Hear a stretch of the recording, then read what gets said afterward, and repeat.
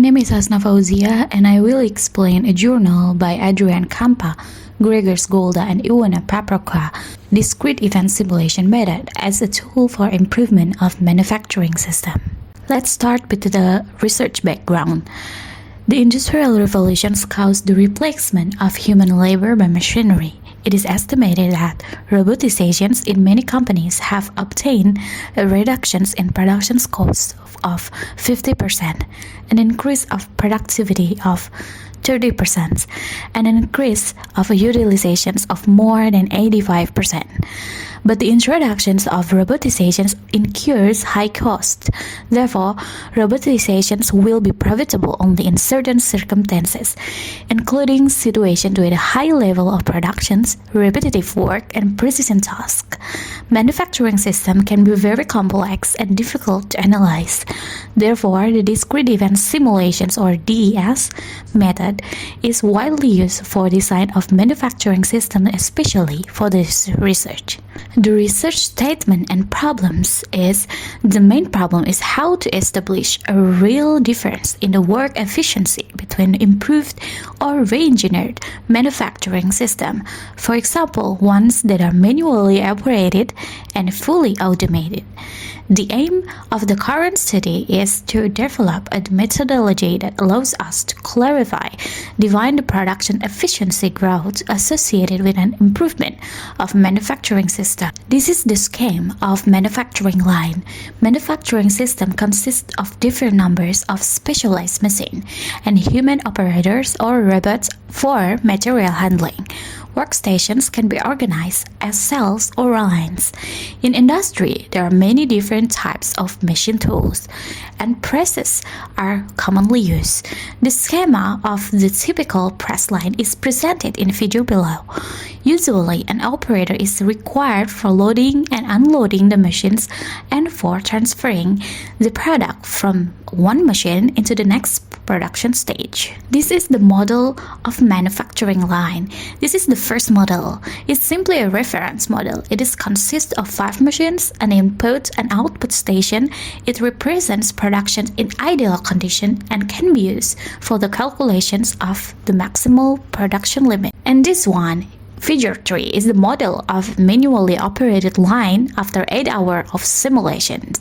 In the next step, additional elements were included in the model that represent constraints and noise factors, buffers, availability, controls, and time schedule. The second model shows in Figure 3 includes the 5 human operators, 6 buffers, and an output for good and bad quality products. The work time schedule is used for dividing planned work pause and additional MTBF or mean time between failure objects that are used for simulations of random failures. Let's go into the next one, model of a robotic line after 8 hours of simulation.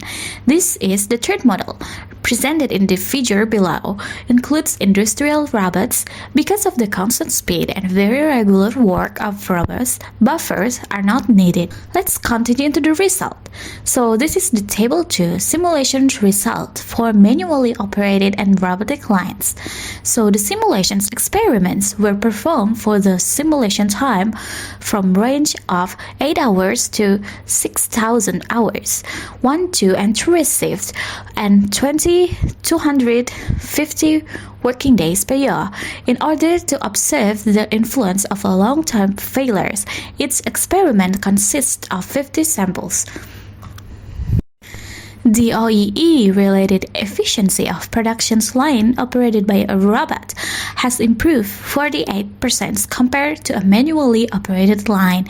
The OEE indicator equals to OEE-H or for human, and then OEE-R is 75% for robots, and correspond with the value assigned by theory that are shown in Table 3. We can see that production throughput of the robotic line has increased for about 2.6 times compared to the line before robotizations. Conclusions. As it was predicted, the experiments confirmed that the advantage of applications of a robotic manufacturing line compared to a manually operated line, this is 1. of the best example of robotic improvement in manufacturing. However, in other cases of machine tending and difference between a human operator and robot is still not clearly visible. The computer simulation of a simplified model of the production line with the machines, operators, and robots with stochastic reliability parameters allow for a better representation and understanding of a real production process. This is particularly visible in the case of work intrusive per day for a long time period. The work organizations of the robot synchronizations play an important role, and therefore the efficiency and production line operated by robots has improved the OEE indicator by 48% compared to manually operated line.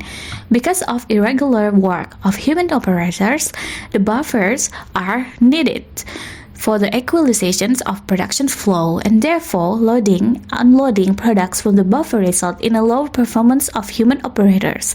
Also, breaks for the rest result in a lower OEE value. The results obtained with the presented methodology can be used for detailed design of a robotic system and for economic analysis regarding labor cost and cost associated with the investment in robotizations. Thank you.